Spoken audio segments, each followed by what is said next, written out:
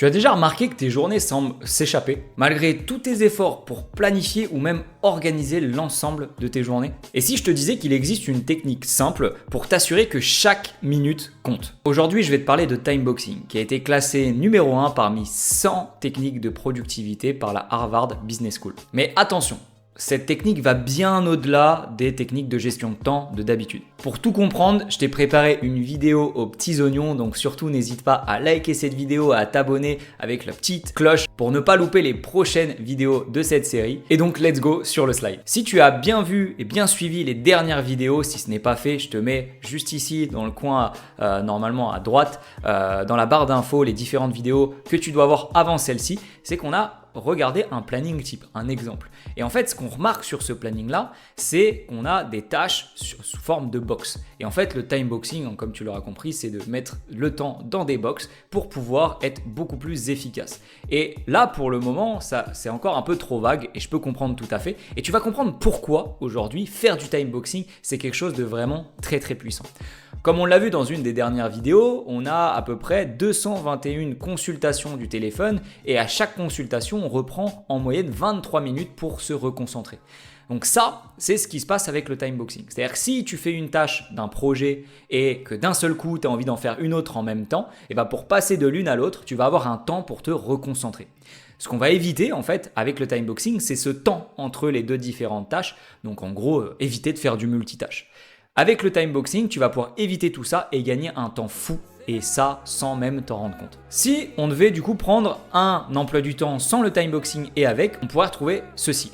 Donc en fait, là, ce qu'on peut avoir, c'est une journée d'une personne lambda qui bosse à peu près 6 heures, ok, et avec différents projets. Donc on a 3 projets ici, différents, et à chaque fois, cette personne va te mettre un peu sur ce projet, un peu sur un autre, un peu sur un autre, etc., etc. Donc essayer de faire, entre guillemets, du multitâche, et à la fin de la journée, se dire « Waouh, j'ai été super productif, et franchement, j'ai bien avancé sur mes différents projets. » Sauf que si tu compares ça avec une personne qui utilise le timeboxing, et ben cette personne va diviser par 2 le temps qu'elle met pour réaliser les mêmes tâches. Et c'est ça qui est vraiment assez dingue. C'est-à-dire que cette fois-ci, on va relier chacune des tâches d'un projet. Et en fait, ce qui va se passer, c'est qu'on va mettre, au lieu de mettre 6 heures, on va mettre 3 heures pour réaliser l'ensemble des tâches. Et là, tu es en train de te dire, mais pourquoi j'ai pas entendu parler de cette technique avant alors qu'elle peut me diviser par 2 mon temps? Alors, il faut juste se rendre compte qu'aujourd'hui, à chaque fois que tu vas te reconcentrer sur une autre tâche, l'intertâche, on peut l'appeler, très clairement, ça peut être très très difficile. Donc, pour éviter ça, on va se mettre en fait que 2 transitions, tu vois, pour cet exemple, il n'y a que 2 transitions entre 2 projets différents.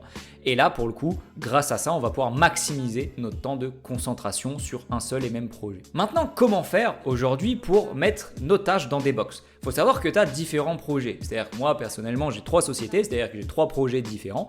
Et pour ces 3 projets différents, ce qui va se passer, c'est que je vais avoir des tâches différentes pour chacun d'entre eux. C'est-à-dire qu'à chaque fois que je vais prévoir une journée avec mes sessions en forme de timeboxing, ce que je vais faire, c'est mettre la liste de tâches que j'ai pour chaque projet et à chaque fois me créer des sessions sous forme de box par projet, d'accord? Comme tu l'as vu précédemment. C'est-à-dire qu'avec l'ensemble de ces tâches, je vais me dire, là, je m'accorde à peu près 2 heures pour faire tout ça. Donc pour le projet numéro 1, je vais m'accorder 1 heure pour le projet numéro 2 et 1 heure pour le projet numéro 3. Donc bien sûr, c'est toujours en fonction des tâches qu'il y a à l'intérieur. Mais ce qu'il faut surtout éviter de faire, un maximum, c'est de mélanger toutes ces tâches et de se dire, tiens, je vais faire la tâche numéro 1 du projet numéro 1 ce matin, la tâche numéro 2 du projet numéro 2, dans l'après-midi, etc., etc. Ça peut vraiment foutre un bordel fou. Et là, le but, c'est vraiment de relier tout ça pour éviter les intertâches et de te reconcentrer à chaque fois. Et là, tu vas peut-être me poser la question, tu vas me dire, mais ouais, mais si on n'arrive pas à faire toutes les tâches en une seule et même session, c'est-à-dire que tu t'es accordé pour le projet numéro 1 1 heure, comment ça se passe si à la fin de ces 1 heure, j'ai pas réussi à faire toutes les tâches? Donc ça, c'est une erreur que tu peux noter pour la prochaine fois, c'est de te dire de se laisser un petit peu plus de temps. Il faut toujours se laisser plus de temps que prévu. C'est-à-dire que si tu mets à peu près 10 minutes pour faire un dossier en moyenne et que tu en as en tout 6, faut pas te mettre 1 heure, faut te mettre 1h15, 1h30, tu vois, comme ça tu es sûr réellement de pouvoir le terminer.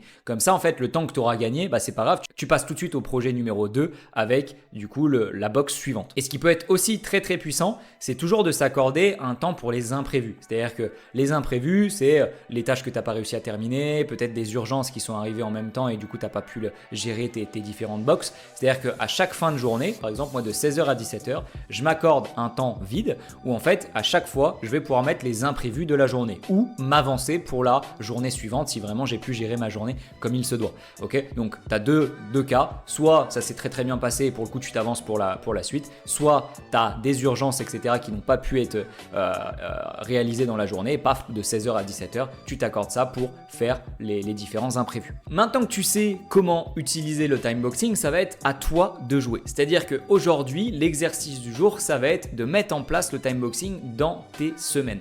À chaque fois que tu vas devoir réaliser différentes tâches, donc que tu sois étudiant, entrepreneur, salarié ou autre, le but c'est, imaginons que tu es étudiant, évite un maximum de mélanger tes révisions. C'est-à-dire que si tu as un examen de maths et que tu as différents exercices à faire en maths, fais-les en une box, ok? Et évite de faire du français, de l'histoire, des maths en même temps. Là, ça va être contre-productif parce que ton cerveau va devoir à chaque fois se reconcentrer sur la matière en question.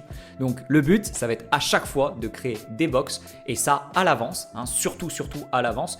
Comme on l'a vu sur les vidéos précédentes, le but, ça va être d'éviter de donner le choix à son cerveau. Quand on planifie à l'avance, c'est pas du temps perdu, c'est des temps qu'on va gagner pendant les journées de travail. Dans tous les cas, j'espère que cette vidéo t'a plu. Si elle t'a plu, n'hésite pas à laisser un petit like juste ici et à t'abonner avec la petite cloche pour ne pas louper les vidéos suivantes. Et puis moi, je te souhaite une excellente réussite et on se retrouve dans la prochaine vidéo. Ciao, ciao.